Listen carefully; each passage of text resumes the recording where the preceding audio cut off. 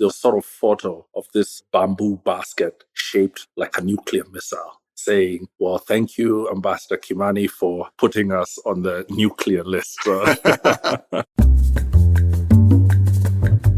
Welcome to Global Dispatches, a podcast for the foreign policy and global development communities and anyone who wants a deeper understanding of what is driving events in the world today.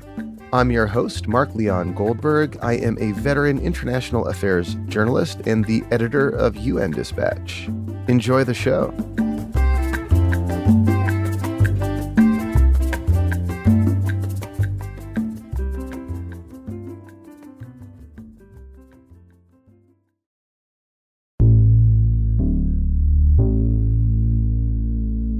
I caught up with Kenya's ambassador to the United Nations, Martin Kimani, at the Aspen Security Forum in mid-July. Ambassador Kimani represents Kenya at the United Nations Security Council, on which Kenya currently holds one of 10 non-permanent seats. 2 days before Russia's invasion of Ukraine, the Security Council held a meeting to discuss the unfolding crisis. The speech that Ambassador Kimani delivered at that meeting went viral. Kenya is gravely concerned by the announcement made by the Russian Federation to recognize Donetsk and Luhansk regions of Ukraine as independent states. In 4 minutes, Ambassador Kimani framed Russia's threats against Ukraine in terms of Africa's own experience with colonialism. This situation echoes our history. Kenya and almost every African country was birthed by the ending of empire. Our borders were not of our own drawing. They were drawn in the distant colonial metropoles of London, Paris, and Lisbon, with no regard for the ancient nations that they cleaved apart. In its coverage of the speech, the Washington Post cited a tweet of mine in which I said that I've been covering the UN since 2005, and this was the single best speech I've ever seen delivered from the Security Council dais. We believe that all states formed from empires that have collapsed or retreated have many peoples in them yearning for integration with peoples in neighboring states. This is normal and understandable. After all, who does not want to be joined to their brethren and to make common purpose with them? However, Kenya rejects such a yearning from being pursued by force. In our conversation, I kick off by asking Ambassador Kimani about the crafting of that speech and any impact it had on subsequent discussions and debates at the United Nations. We then have a broad discussion about how Kenya and other countries in the region are experiencing the fallout from the war in Ukraine. Now here is my conversation with Ambassador Martin Kimani, recorded live at the Aspen Security Forum.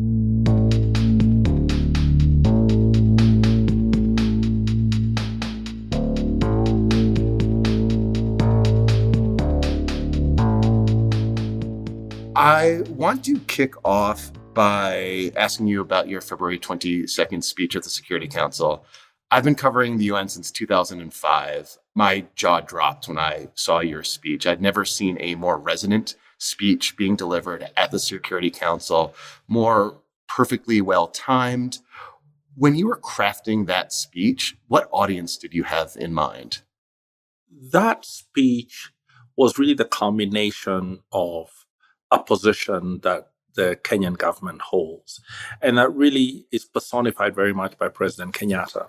One is the desire to put Africa at the center of our own thoughts. So as we're thinking about the world, thinking, well, what does this mean for us? What does it mean for our experience?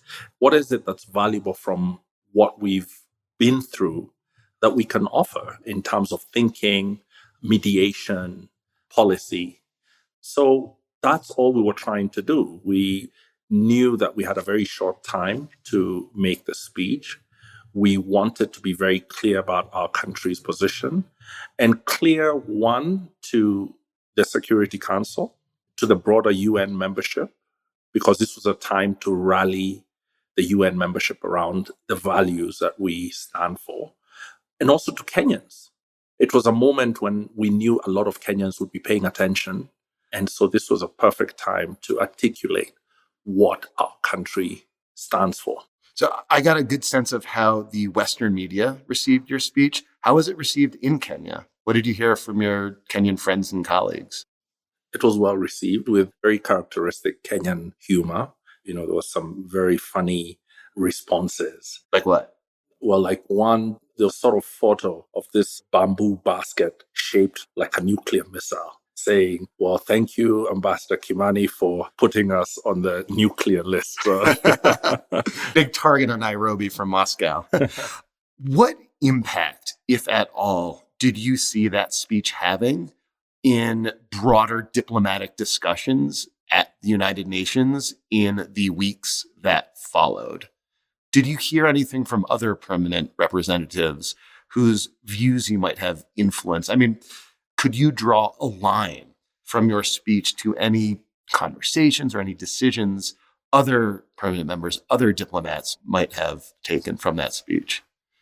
No, not a clear line where I can say there's a cause and effect, but our statement was received well, and especially by African countries. And the greatest number of responses were about the statement's recognition that Africa has made a deeply moral choice politically on how to address its colonial borders. And that, I think, was appreciated because it's usually forgotten that 54 countries have really tried hard to live with an inexcusable experience and one that is very difficult to resolve, and to accept those colonial boundaries while at the same time trying to dissolve them through integration. So that was appreciated, I think, by the African membership especially. And so you got about 10 days, I think, after that February 22nd speech, then that, 8 days or so after the February 24th election, there was a vote in the General Assembly, I think it was March 2nd, in which you had the opportunity to see where every country in the world stood on condemning Russia's invasion of Ukraine. It was a major moment in the General Assembly. Very few, I think like 5 countries voted with Russia, 140 something voted to condemn with a relatively small number of abstentions. How did African countries approach that vote more broadly? Well, the majority of African countries voted to condemn. They voted yes for the resolution. And then there was a group of about 17 that abstained. So comparing that with other regions, this was relatively the region that had the most abstentions proportionally. And then about a month after that, there was another vote taken at the General Assembly, this time to evict Russia from the Human Rights Council. And the vote was different that time. You had more African abstentions or voting, generally in favor with Russia's position than you did that first time around. What do you think accounts for that lessening of say, support for Kenya's position? Well, on that vote on the Human Rights Council, Kenya abstained, and the majority of African countries abstained. And why would you abstain from that, having taken such a strong position the first time around? This one had nothing to do with our thoughts or solidarity with Ukraine. It reflected our sense of discomfort at the idea that we would start throwing each other out of UN bodies. Like, where was this headed? Who was going to be next? What happened with Libya around the time of Gaddafi's the international intervention against Libya? That's right. But it's a line we're not willing to cross, because the direction of movement was to turn the entire UN, all its institutions, into a vote on the Ukraine conflict. And we thought that we've been very clear about it in the Security Council. We've been very clear about it at the GA. The attempt to now migrate the issue to dominate everything about the UN was really not the way we wanted to go. So I wanted to turn now to how you perceive this major conflict in Europe impacting peace and security issues in Africa or not. Have you seen any evidence thus far that Russia's invasion of Ukraine is having a meaningful impact on peace and security issues in Africa? So far, I don't think there has been a sort of direct causal effect, but certainly the sharp rise in food and energy prices and fertilizer prices add to the immiseration of Africans. And that itself, over time, will have some sort of political effect. What sort of political effect do you foresee that happening? Well, you will recall the so called Arab Spring and the extent to which a significant driver of the negative public mood that led to that had to do with the economy, the price of food, the price of bread. So I would think that that kind of situation could easily repeat itself if there's no resolution to the crisis. Are you in Kenya right now seeing sharp rise in costs, sharp rises in food? And if so, how's the government been able to respond?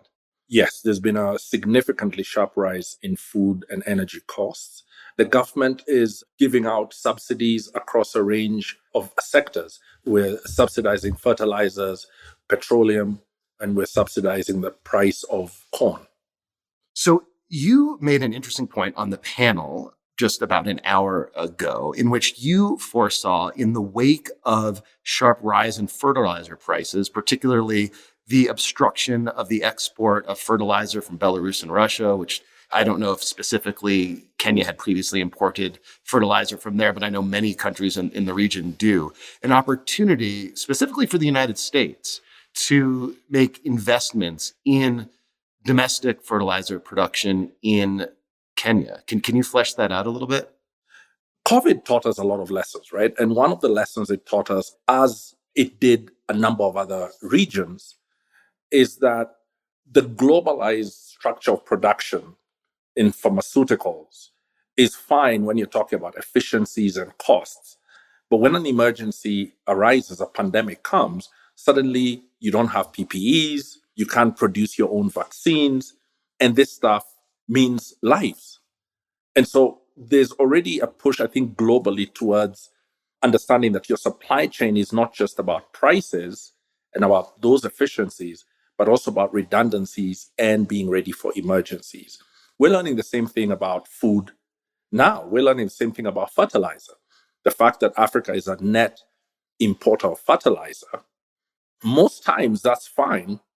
But when a conflict emerges in the countries that are major exporters, then suddenly your food security is endangered. And so I think the direction of travel for Kenya and other African countries is to see how we can become fertilizer independent.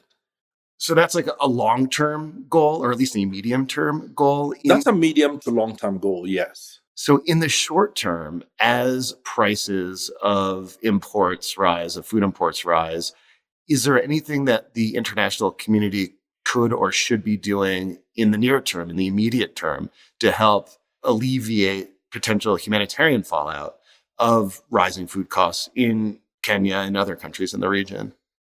Well, the most important thing right now would be to resolve the crisis and the conflict in Ukraine. And then, second to that, would be to closely examine the supply chain of food products and fertilizer and determine the impact of the war on that supply chain and its costs. So, for instance, the action now, the negotiation going on between Russia, Ukraine, facilitated by Turkey and the UN, is very important to enable Ukraine to export its grain via the Black Sea. That would immediately have a positive impact on prices in Kenya.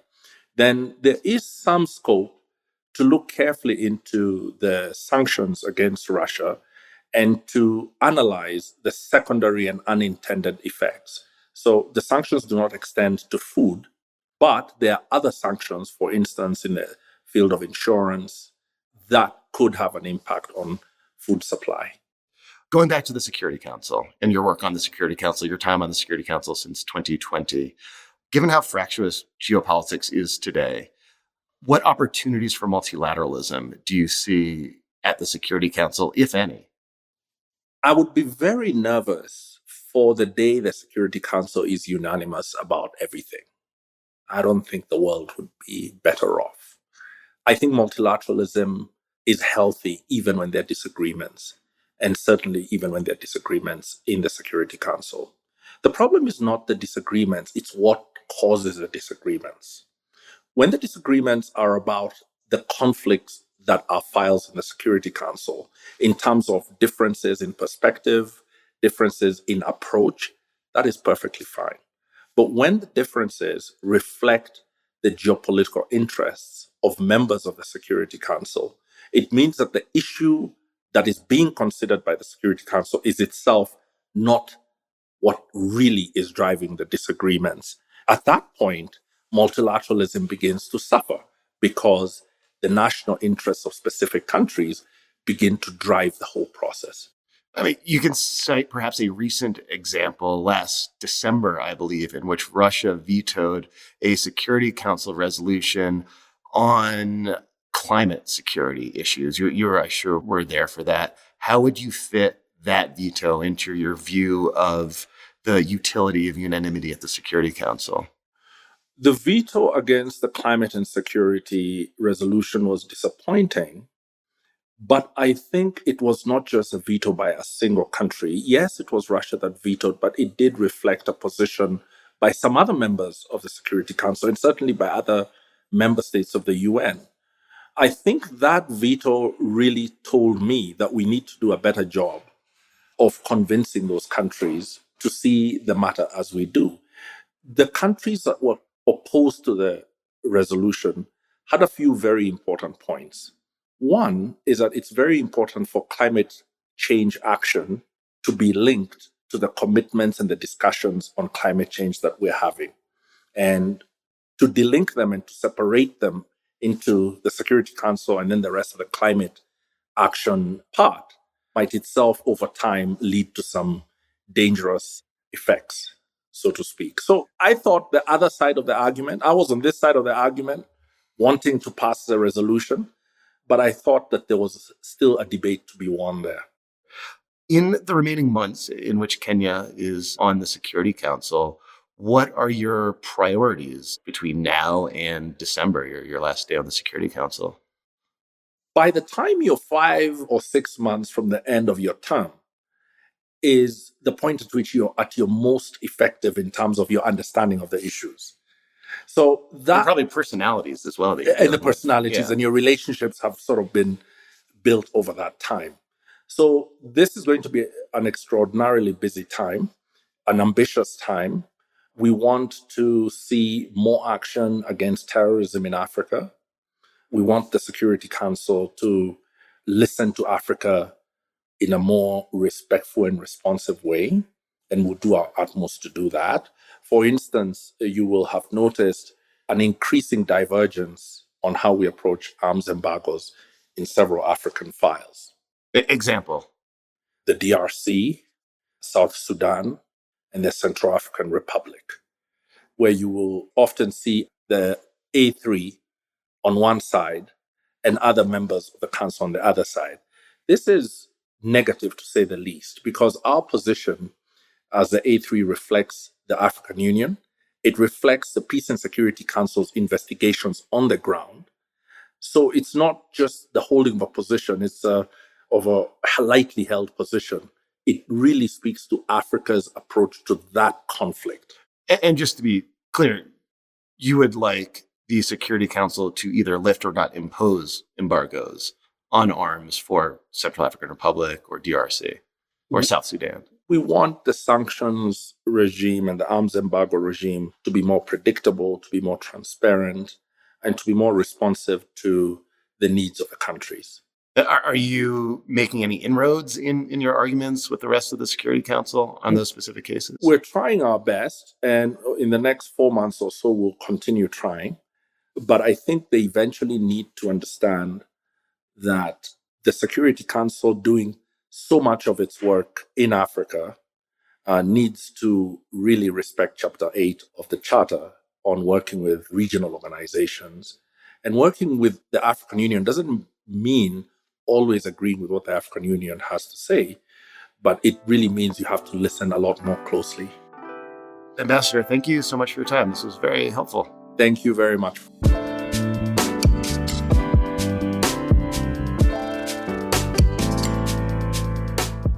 Thank you for listening to Global Dispatches. Our show is produced by me, Mark Leon Goldberg, and edited and mixed by Levi Sharp. If you have any questions or comments, please email us using the contact button on globaldispatchespodcast.com or hit me up on Twitter at Mark L. Goldberg. Today's episode was produced in part through the support of the Carnegie Corporation of New York to feature African voices on peace and security issues in Africa. To access other episodes in this series, please visit globaldispatchespodcast.com. The views and opinions expressed in this conversation belong solely to those of us who expressed these views and opinions. Please rate and subscribe to our show on Apple Podcasts.